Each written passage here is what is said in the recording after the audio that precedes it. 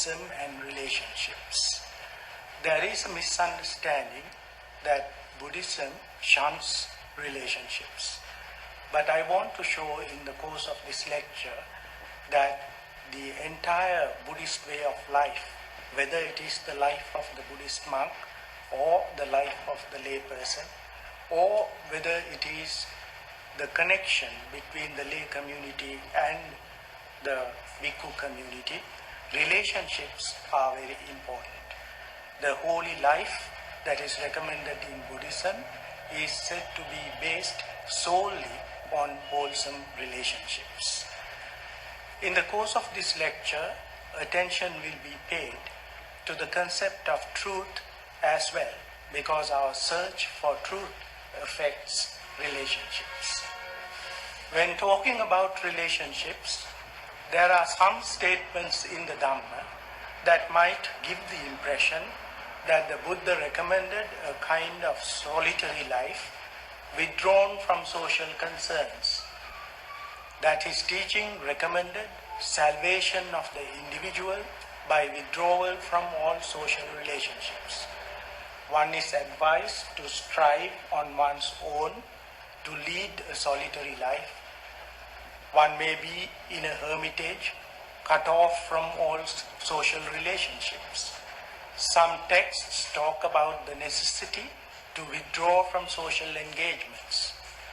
I am reminded here of a particular discourse found in the Buddhist canon called the Kaggavisana Sutta, the Sutta on the rhinoceros.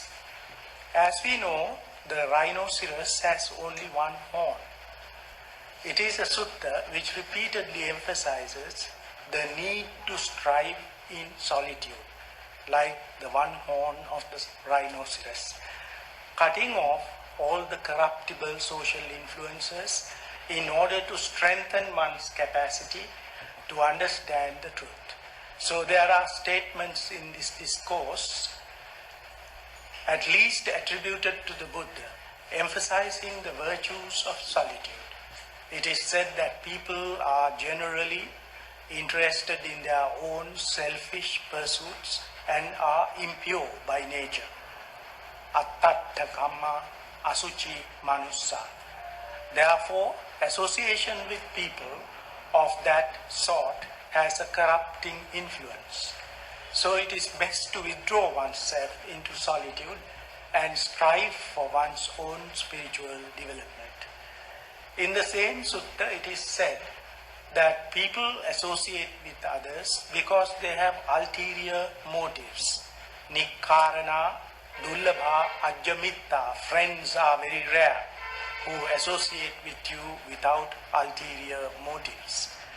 Referring to relationships, the Buddha speaks about the ulterior motives that lead people to associate with others.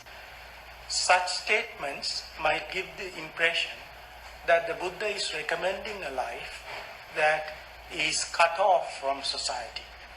But I must emphasize that this is not the whole truth. If we take statements of this sort out of context and interpret them, these statements as recommending a very solitary life which is cut off from society bent on individual salvation, we are making a mistake. I do not think we are giving a true picture of the Buddhist idea, because there are other statements which emphasize the opposite. The Buddha speaks very often of the importance of social living in attaining spiritual progress. He speaks of the importance of living together in harmony with others, deriving mutual benefit from the spiritual and moral gains of others. The Buddha at one point says that this whole higher life, the holy life, is based on good friendship, kalyana mittata. That is the ground or the basis on which the holy life produces fruits. This shows that although for practical purposes, he wants people to strive on their own without being corrupted by the influences of others, he emphasizes the need to associate with others in order to derive benefit from wholesome association. In the Mahamangala Sutta, where he talks about auspicious things, he says it is auspicious to associate with wise people and to give up association with fools that can mislead you. He recommends non-association with deluded ones. The association with wise people is considered extremely beneficial. It is in recognition of this that the Buddha established what is known as the community called the Sangha. It was a society formed in order to pursue with great facility the higher moral ideals. He found that the household life, which is another social institution, is not the ideal one for the pursuit of the higher ideals that he recommended. So he formed a special community that recognized the ideal of eliminating the cause of suffering. It was for that purpose that the special community of the Sangha was formed.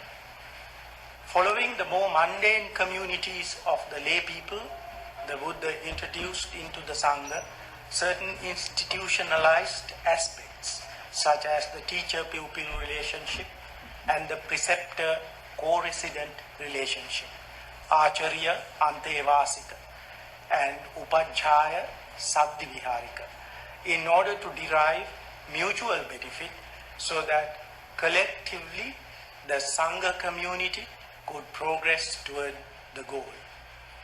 He says that it is due to the mutual respect and mutual support among members of the community that one can achieve progress in the pursuit of the higher goal. He encouraged reciprocal relationships in terms of which one looked after the interest of oneself and the other. That was the main perspective from which the Buddha looked at social relationships. One has to look after one's own interests as well as that of others. There should be mutual support for the achievement of common goals. That was the basis on which the Bhikkhu community was formed.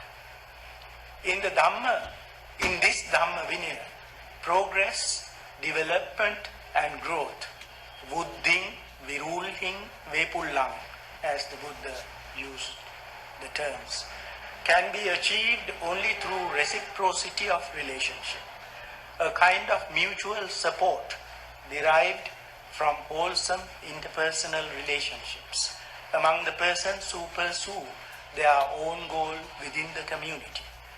So whether it is the lay life or the life of the higher seekers of spiritual well-being, it was necessary to establish wholesome relationships. The Buddha as a teacher talked very often about the breakdown of relationships in society. On one occasion, when he was asked what his teaching was about, he said, "I teach a doctrine which helps people to live in harmony with others or without coming into conflict with others. Na kenachi loke viggaya tittati." I teach a certain principle of living, a path of mind culture which makes a person live without coming into conflict with others. That was a brief statement of what he taught. He was teaching something that promoted social harmony.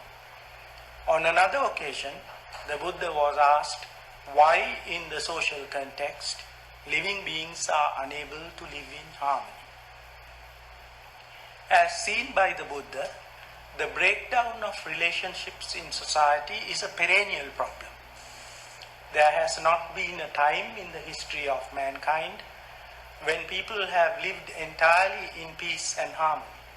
Wars, conflicts, dissensions, and quarrels have always existed wherever human beings have lived, whether in the village, the town, the country, or even in international relationships. we find that there are always conflicts. I cannot think of any time in the history of mankind in which conflict was more prevalent than in the present day. With all the development of technology and science, conflict has grown to such an extent that it threatens the very existence and survival of human beings on this planet. The question was raised during the Buddha's time as to why living beings cannot live in harmony. Although they desire to live in harmony, they are unable to do so. In response to this question, the Buddha gives a psychological explanation for conflicts and the breakdown of human relationships. Conflicts arise due to envy and miserliness, issa and maccharya. These are the most proximate causes that the Buddha gives. In Pali language, issa is explained as our inability to accept the gains of others. We envy what others possess, not only material wealth, but other things as well. We cannot possess all the things that we desire. There are certain limitations to our possessions, even if it is possible to obtain the material possessions that we desire. There are non-material things that we also desire to possess, but it may not be possible for all of us to possess them in an equal degree. Some people possess more intelligence than others. So is it the case with other aptitudes and abilities? It applies even to physical appearance or beauty. Some people are more handsome than others. All of us cannot be made equal. I think that the world will be a boring and dull place if that were to be so. Therefore, we have to train our minds to accept differences and inequalities, because it is practically impossible for us to live in a world in which we can possess everything we desire to possess. We have to be ready to accept inequalities. We have to be ready to be satisfied with what we legitimately possess and not crave too much for what we cannot possess. Issa is a psychological canker that gives rise to unpleasant feelings, hatred towards another, feelings of irritation towards another person who possesses things that one does not possess. So this is one reason why we come into conflict in society. We cannot psychologically accept the goods that another person possesses, whether they be spiritual goods or material goods. The second reason is miserliness, maccharya. It is the tendency among most of us to protect whatever possessions we have with a lot of greed and miserliness. We do not want to share what we have with others, even knowledge. Sometimes people want to greedily cling to their own spiritual acquisitions, and one might try to exalt oneself and disparage others on the basis of one's spiritual achievements. It is not confined to material things alone. It can apply to all other aspects of one's life. Miserliness is the tendency to greedily protect what one possesses without sharing it with others. The Buddha's life was an example of sharing the spiritual qualities he was able to acquire himself. He spent all his life, after attaining enlightenment, sharing what he had experienced with others. It is not possible for some people to do this. So when there is, on the one hand, an attitude of envy towards the possessions of others, and on the other hand, clinging to one's own possessions, there is tension. It is this tension that produces social conflict. The solution, according to the Buddha, is to be found primarily within the person's psychological makeup. We may attempt to solve the problem of social conflicts by treating its symptoms, but that is going to be only a temporary solution. We usually try to identify the external conditions that lead to the breakdown of social relationships and try to patch up or to treat those symptoms and eliminate the problem. But it is not going to be a permanent solution because the deep-rooted cause, the actual cause, is a psychological one. That is why Buddhism emphasizes the necessity of treating the root causes of the problem without treating the symptoms. There are instances in the Dhamma in which the Buddha speaks of some moral qualities that lead to social harmony. The Buddha speaks of unity or oneness, friendship and harmony in any social context. The aspects that the Buddha emphasizes are living without enmity in such a way that one promotes a loving concern for others. This is something very essential in a social context. Mutual respect has to be shown. We find that the Buddha speaks of mutual respect even between the master and the servant in the workplace, between the parents and the children, the wife and the husband in the context of the family. There should be mutual respect and nothing of the kind that could be seen as the exercise of one-way authority. Togetherness, unity and oneness are necessary in order to avoid dissension, debate and conflict. What are the moral qualities that are conducive to such unity? First, the foremost is friendly bodily action, mettang kayakam. Whatever behavior pattern we develop has to be a friendly one. This means behavior that shows concern for the needs of the other.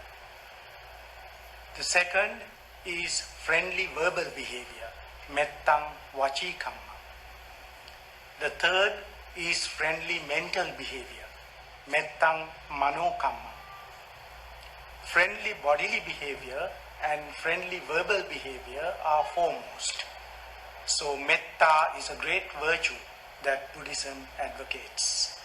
It should not be purely an inner virtue which one contemplates and cultivates within oneself, but it should be expressed in bodily and verbal behavior. Metta has no meaning if friendliness does not express itself in one's bodily and verbal behavior. The Buddha says metta has to be both outward and inward.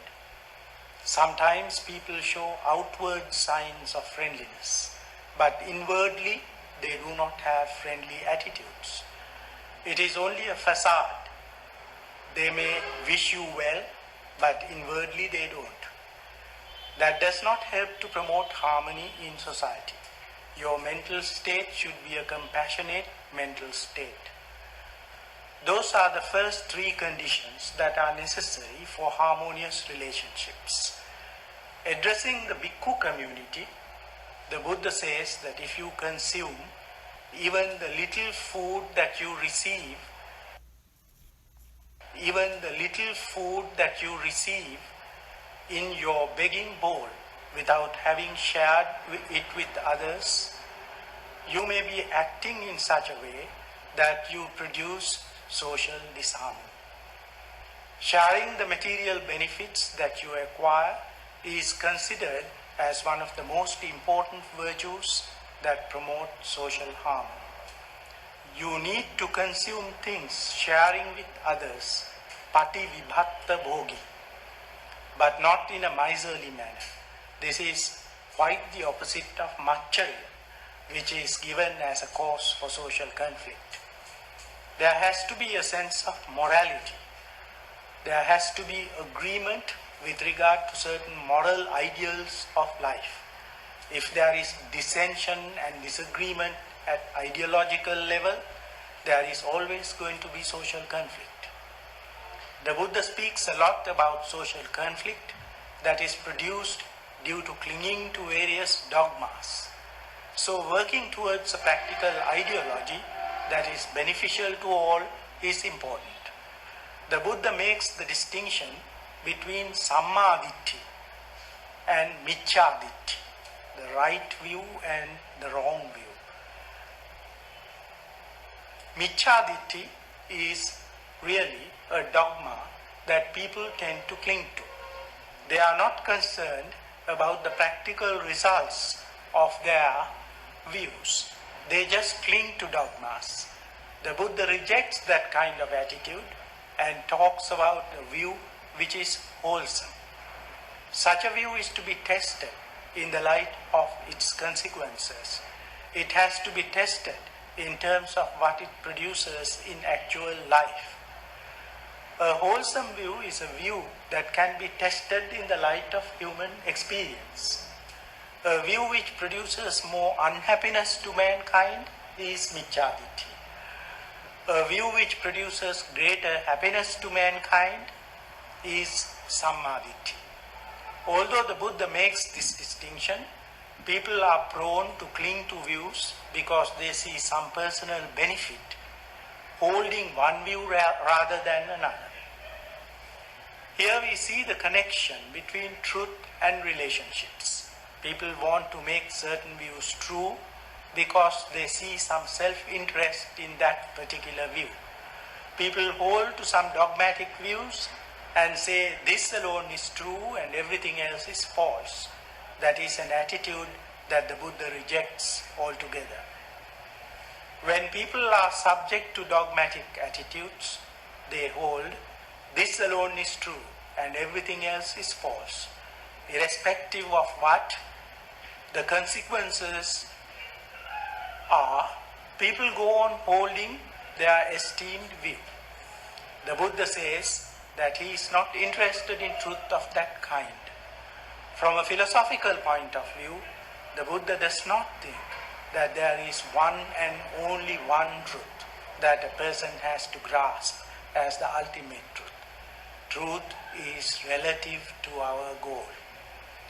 The Buddha is interested in the noble truths conducive to the annihilation of the suffering and unsatisfactoriness that we experience. Whatever truth the Buddha teaches is related to that goal. There are other truths that the Buddha is not concerned with. Those truths may be related to other goals that people have in mind. The Buddha is not concerned about an absolute truth that can be asserted as this alone is the truth and everything else is false. People quarrel about truth and despise others, saying that they are fools and that they do not recognize the truth.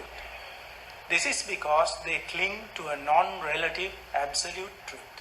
I don't think that the Buddha is concerned with truth in that sense. In another context, the Buddha speaks of root causes of dissension in society. Vivada Mula, the roots of dissension. Almost all the causes are psychological causes. First, people come into conflict because they are easily irritable, and the slightest provocation gives rise to anger. Such people are called people affected by Kodhano and Upanahi. Kodhano hoti Upanahi. They always try to arm themselves with weapons to meet the attack. They are ready to fight. This is an attitude that leads to disharmony and conflict. Anger, irritability, an attitude of readiness to come into conflict with others. The second psychological cause is said to be one's unwillingness to recognize the goodness of another. One always wants to put down and conceal the goodness of another while exalting oneself and disparaging others. The Buddha calls such people Makki Hoti Palasi. This is also an attitude common to most people, the non-recognition of the goodness of another, thinking that the most exalted person in the world is oneself alone. That is extremely common among mankind. This is an attitude that leads to social disharmony. The third is envy and miserliness, and we have already dealt with that. People may be deceitful and dishonest, of cunning behavior, intent purely on self-interest. Such people are described as people who are Sato and Mayavi. Such people are prepared to do anything in order to achieve their objectives. I think we witness such behavior in the political life. People may have desires that are evil when they do not examine the source of their wants. Papicho hoti icha pakato. As I said, people cling to wrong ideologies because they do not wisely reflect on their ideologies. One clings to one's own view and is not prepared to give it up, holding tenaciously to them. Adanagahi hoti duppati nissaggi. It is not possible for others to explain things and change another person's harmful views when he dogmatically clings to it. These are considered as the 6 reasons that affect harmonious relationships in society. This is just an outline regarding the Buddha's teaching on relationships. I think the main focus of attention of the Buddha is on changing oneself. We can treat the symptoms of the disease by treating the external factors and reduce some of the conflicts in society. But the effects of such change is likely to be very temporary. We deal with one external factor, but since the factor that leads to conflict are so diverse and multiple, there will be another factor that will come up and cause disharmony in society. We will never be able to achieve harmony in society by dealing only with external factors. One has to train oneself and cultivate the mind in order to make it possible for us to live in harmony, irrespective of the inequalities we find in a social context. That is the Buddhist view on which we have focused special attention. Social relationships begin with the individual. And if we try to tackle the problem of social relationship only by dealing with the external world, as long as the inner root causes of social conflict are not tackled, it will not be possible to tackle the problem at its root. That is why the Buddha says that one cannot pull out another who is sunk in the mud, while one is oneself sunk in the mud. First, one has to come out. If one wants to serve society, if one wants to better society, first there has to be a sound moral foundation to one's character.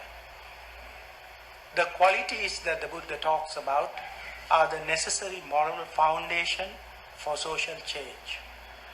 There is a mutual relationship between the well-being of others and the well-being of ourselves. This precisely is what the Buddha means when he says, one who looks after himself looks after others, and one who looks after others looks after himself. They are not mutually exclusive.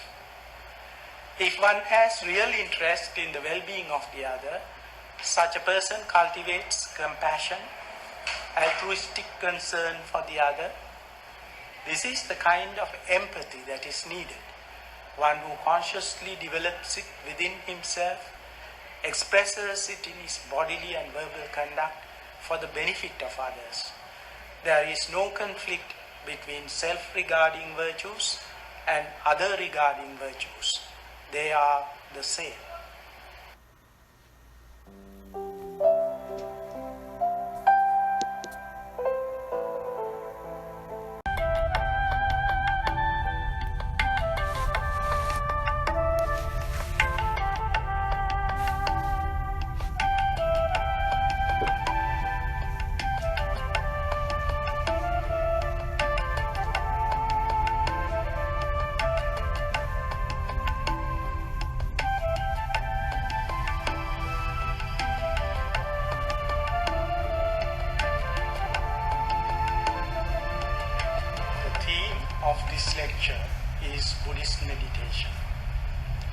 My intention in this lecture is to show how Buddhist meditation differs from other systems of meditation.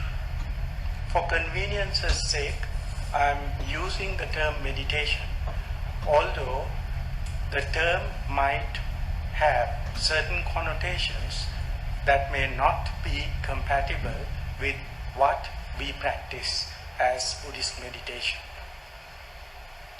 Buddhist meditation differs in its goal and methods from other types of meditation.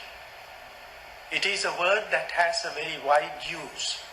I would like to focus attention mostly on what we mean by Buddhist meditation, if we take it as a term commonly used to refer to the mental culture that is advocated in Buddhism.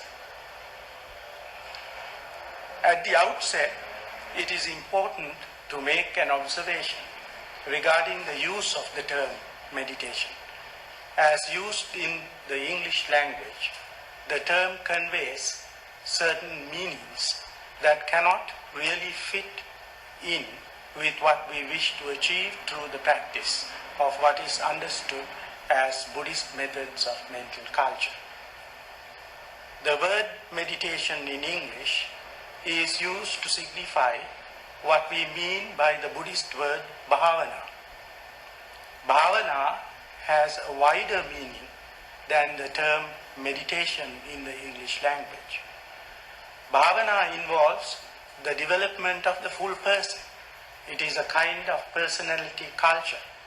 It is development of the person in respect of the person's outward behavior as well as inner nature.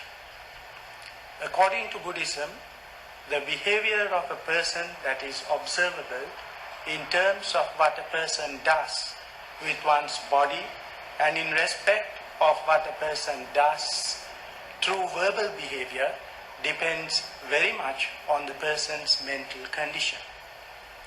The inner psychological nature of the person. What Buddhism expects through the practice of what we call meditation is to develop inner nature of the person in such a way that it will have an influence on the way a person thinks, the way a person sees the world and interacts with it. Meditation should change the way a person behaves in his or her bodily conduct and verbal conduct by effecting a change in the inner nature of the person.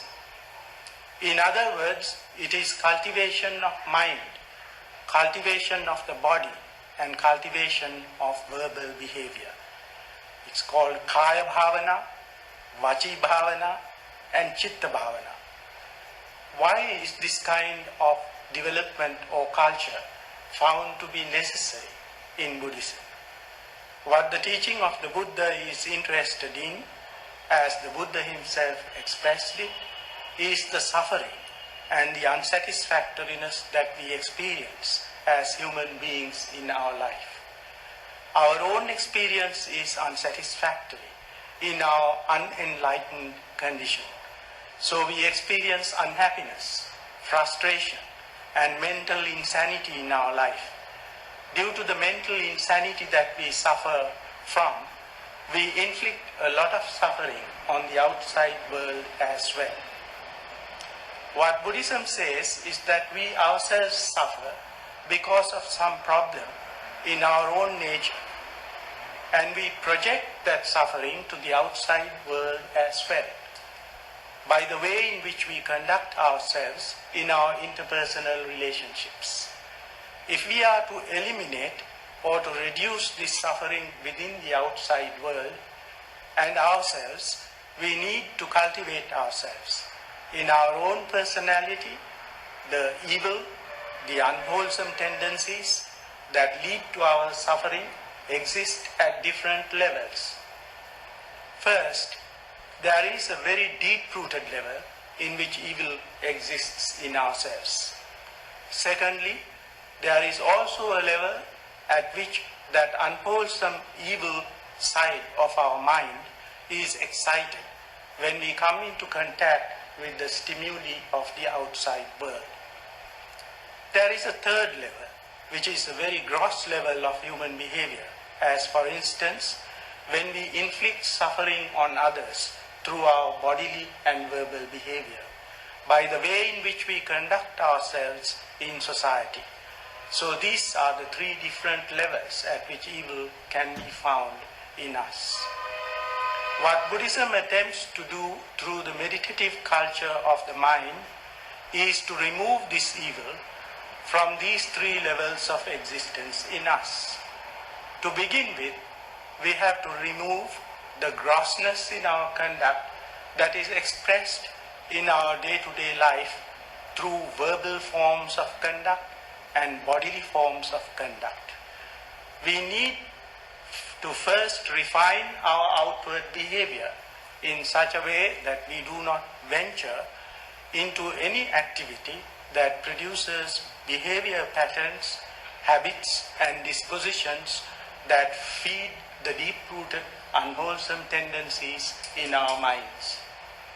Unless we first deal with our day-to-day gross patterns of behavior, we do not have a firm ground to stand on. So we have to refine, first of all, our verbal and bodily conduct. The first step in the Buddhist culture of mind is to see that we attempt to bring about a change of behavior patterns, transforming them from a gross and rough nature to a more mild and refined nature. For that purpose, Buddhism introduces the cultivation of sila. Sila is a method of developing and cultivating certain restraints in speech and our day-to-day bodily activities. In this practice, one is expected to abstain from certain modes of unwholesome bodily and verbal behavior. Types of behavior which involve suffering to others and to the self.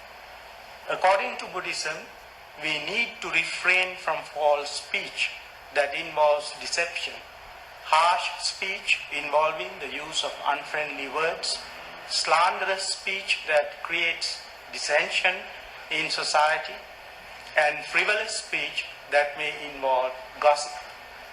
The second set of abstentions relates to our bodily behavior, patterns of bodily behavior involving expression of violence and also involving certain wrong means of enjoying sense pleasures, such as abusing our body or someone else's body in order to enjoy sense pleasures, are to be avoided. Those aspects of our day-to-day behavior have to be refined if we want to engage in a deeper exercise of refining our mind. So having established oneself on the basic training in reforming one's outward conduct, one can go deeper into the culture of the mind, which involves first developing some kind of tranquility within oneself. Buddhism introduces a number of techniques to develop that kind of tranquility. As we know, Buddhism talks about two types of mental culture that are mutually supportive. The first type of mental culture, often mentioned in the Buddhist teachings, is called samatha culture. It involves developing some degree of calm, a degree of tranquility in the mind. Based on that calmness and tranquility, one could proceed to cultivate wisdom or insight. The second type of mental culture is described as vipassana culture. I am going to concentrate on the distinctive contribution of Buddhism to the practice of meditation. Meditation practices were known at the time the Buddha ventured into his search for the foundation of the good life. The Buddha left all the luxuries of the household life, the princely comforts he enjoyed in his youth, looking for what he considered as the good life. He was not satisfied with all the sense pleasures that he enjoyed as a young person. He found that this did not give lasting happiness and satisfaction. So he went in search of what the good life is, King Kusala Gavesi. He found that there were numerous teachers at the time who were propounding various doctrines about the good life. He went to some teachers who advised him to practice all kinds of austerity in order to attain the good life. He tried them and found that this does not give a solution. That was not what he was looking for. That did not solve for him what he considered to be the problem of life. He went to people who introduced various practices of mental culture, who taught him the meditative culture of the mind. From the scriptures, we have information that the Buddha went to well-known practitioners of the then prevalent systems of yoga. There were people who claimed that they had attained the highest bliss that meditation practice could give. He went to well-known people at the time, such as Alara Kalama. They were able to introduce him to very high stages of mind development, known as Akasananchayatana and Akinchanyayatana, but he was not satisfied with those experiences. We have to see why he was not satisfied with those meditation practices that were known at the time. It is possible for us, through meditation, to cut ourselves off from real life and create certain artificial conditions of the mind through the direction of the mind by adopting certain techniques. This is likely to produce certain experiences that are very desirable and blissful. These are realms of consciousness that we don't experience in our normal life. They are really artificially produced experiences using methods of withdrawing ourselves from the day-to-day waking experience. We can withdraw ourselves, cut ourselves off, or run away from the stimuli that madden us and cause us mental insanity, and temporarily enter into these experiences of peace and remain there for certain lengths of time. Practices known during the Buddha's time were practices that directed people to attain those artificial states of experience.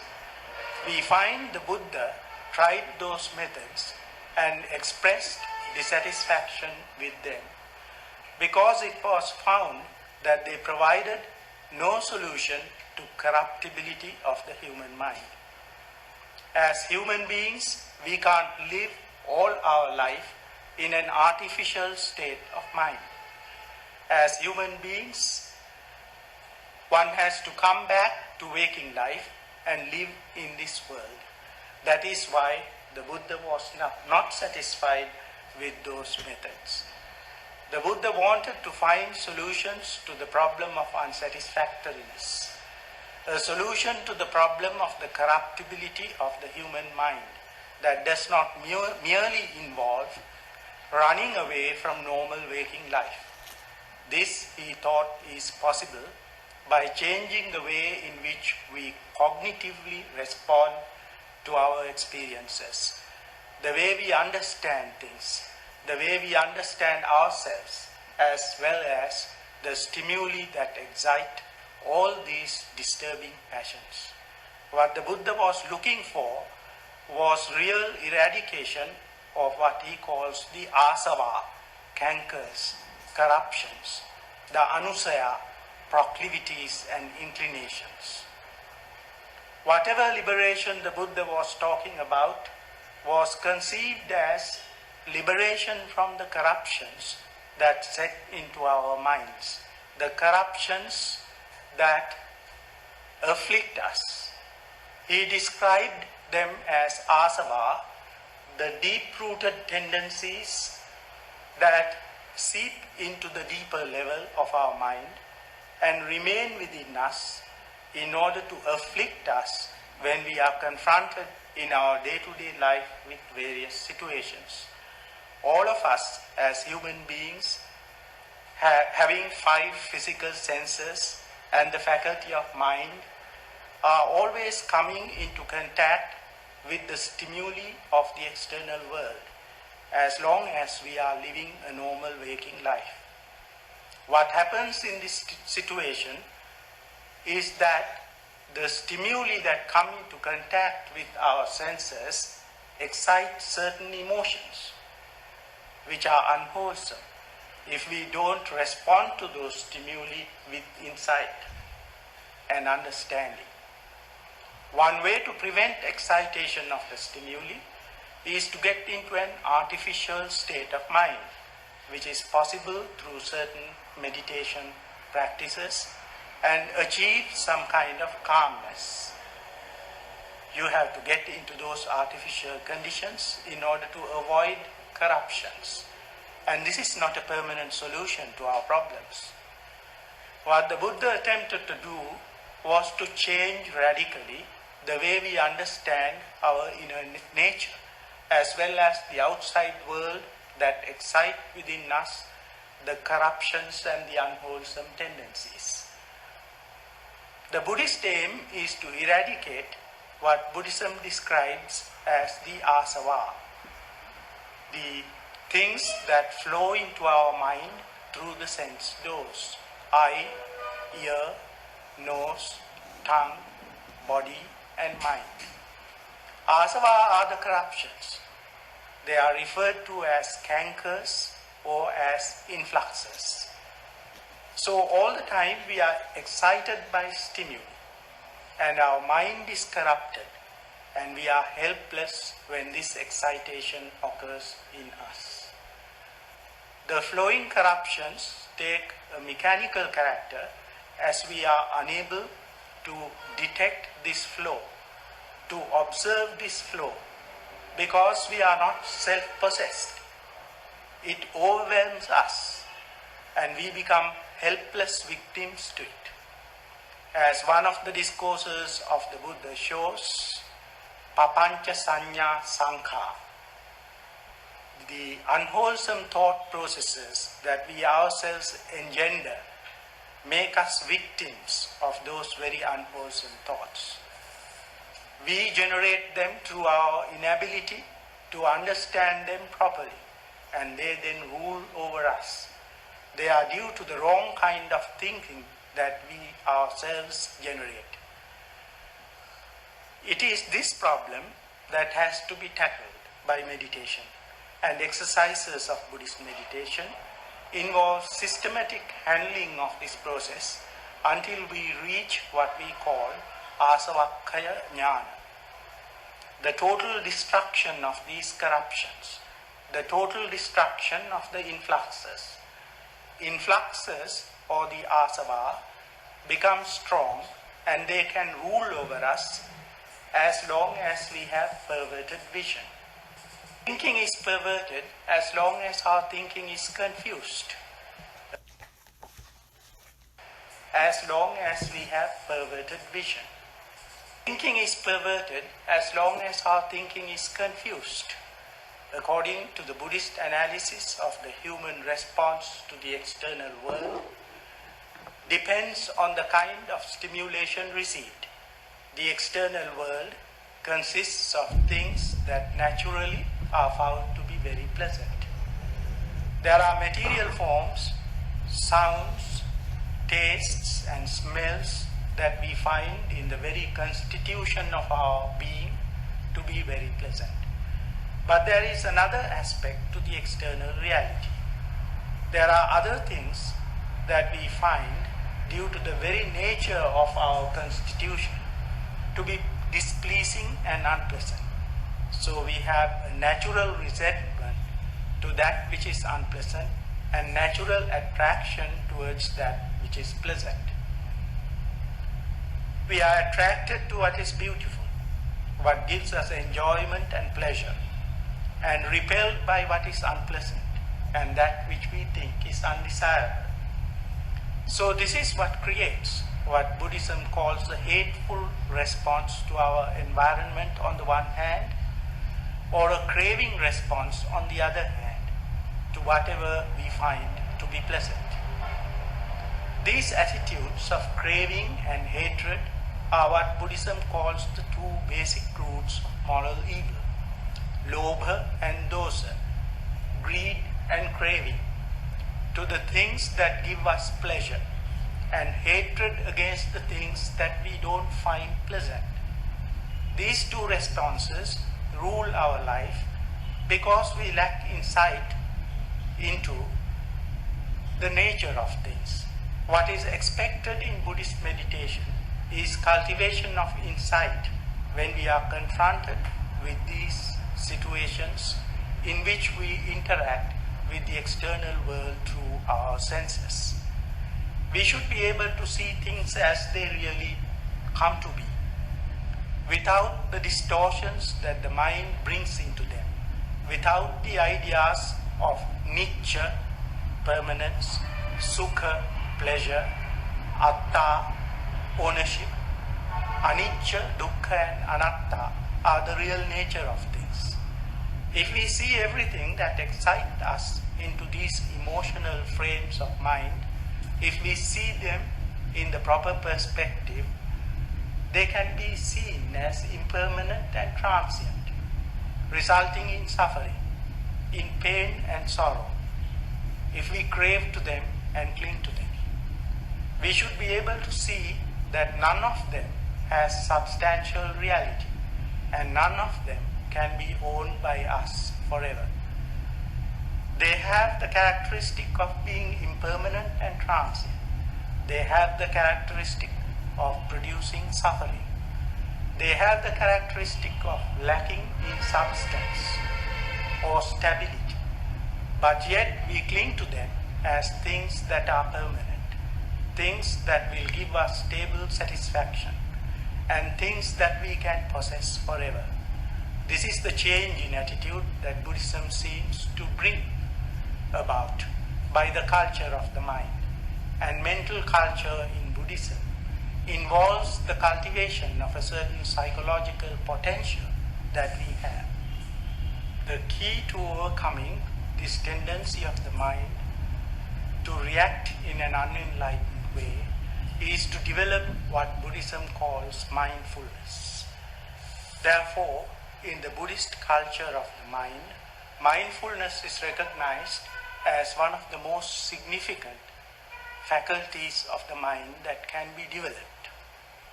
Mindfulness is considered as the first factor of enlightenment. The Buddha says that when you look at the influxes or the mechanical flow of corruptions, the only mental power that can check this is mindfulness. Yāni sotāni lokasmi sati tesang nivaranam. The unwholesome currents flow mechanically into our mind, and the only faculty of the mind that can prevent this, that can check this, is supposed to be mindfulness. Mindfulness is the faculty that can observe the various principles underlying the functioning of our mind. Mindfulness can understand the hindrances that affect our mind, observe them and find the kind of cause and effect relationships that work within ourselves. When mindfulness is cultivated, it is possible to develop the second factor of enlightenment called Dhamma Vichaya, that is, inquiry into the principles that work within us. When the ability to see the principles that operate in our mind is cultivated, we can put more and more effort to progress speedily towards liberating the mind from unwholesome qualities. This exercise in the meditative culture of the mind gradually frees the mind from disturbing feelings of mind and produces intrinsic joy. Buddhism focuses attention on the great spiritual joy that springs out of this liberating exercise, that we venture into.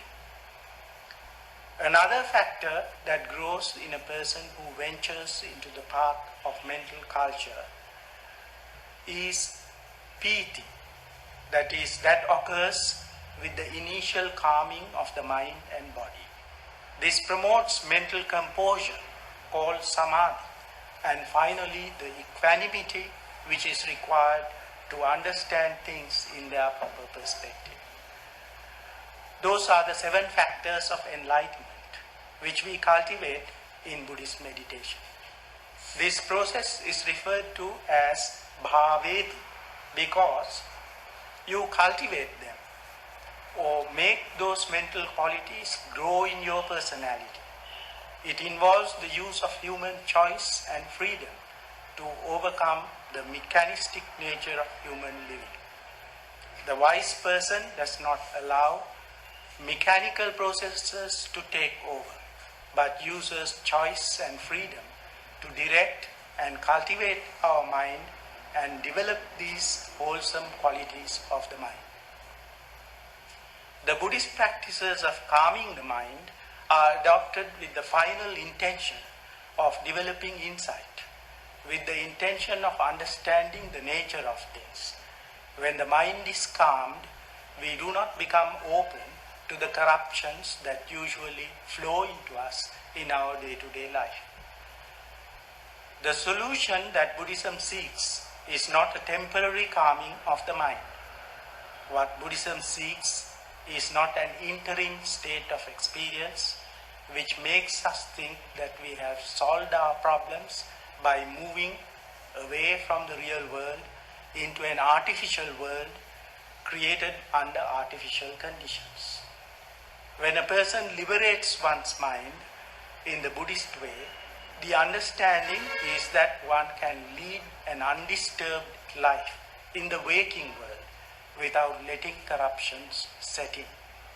That is the ultimate goal of the Buddhist path of meditation practice.